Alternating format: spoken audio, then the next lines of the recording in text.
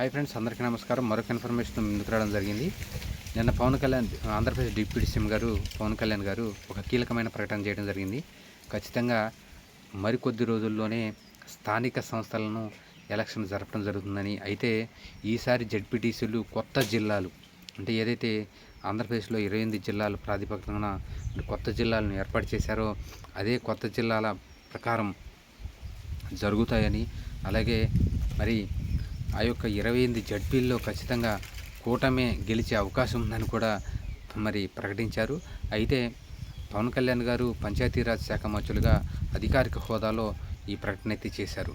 మరి ఇప్పటికైతే స్థానిక సంస్థల ఎలక్షన్ను కూటమి ప్రభుత్వం పెట్టడానికి భయపడుతుందని వైఎస్ఆర్సీపీ పార్టీ ఆరోపిస్తుంది. ఎందుకంటే ప్రజల్లో తీవ్రమైన వ్యతిరేకత ఉందని, దమ్ముంటే మరి స్థానిక సంస్థల ఎలక్షన్లు అలాగే పంచాయతీని కూడా వెంటనే జరపాలని వైఎస్ఆర్ కాంగ్రెస్ పార్టీ డిమాండ్ చేసింది.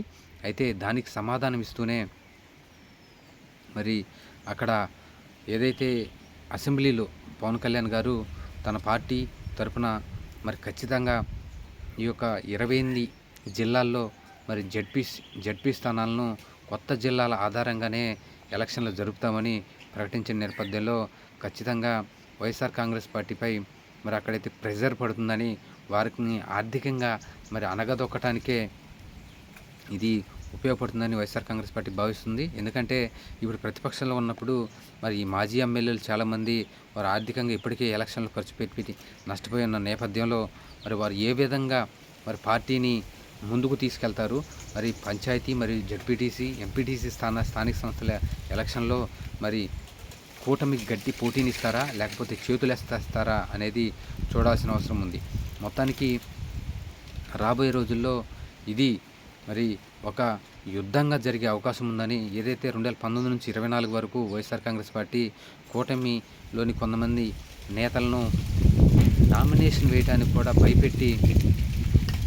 భయపెట్టిందని అక్కడ కూటమి నేతలు కొంతమంది ఆఫ్ ద రికార్డుగా చెప్పుకుంటున్నారు. మరి కూటమి కూడా అలానే చేస్తుందా, మరి ఒక అప్రజాస్వామికమైన ఎలక్షన్ యొక్క తంతుని ఆంధ్రప్రదేశ్లో తీసుకురాబోతున్నారా? ఇప్పటికే మరి అప్పుడు వైఎస్ఆర్ కాంగ్రెస్ పార్టీ చేసింది అని ఇలా అర్పిస్తున్న నేపథ్యంలో మరి అలాగే మేము చేస్తున్నామని చెప్తున్నారా అనేది రాబోయే రోజుల్లో చూడాల్సిన అవసరం ఉంది.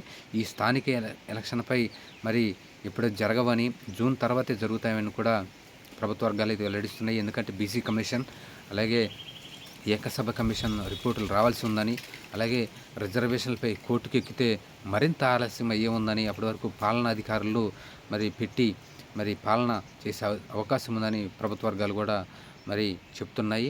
మరి రాబోయే రోజుల్లో ప్రభుత్వాలు ఎటువంటి నిర్ణయం తీసుకుంటాయో చూడాల్సిన అవసరం ఉంది. Thank you.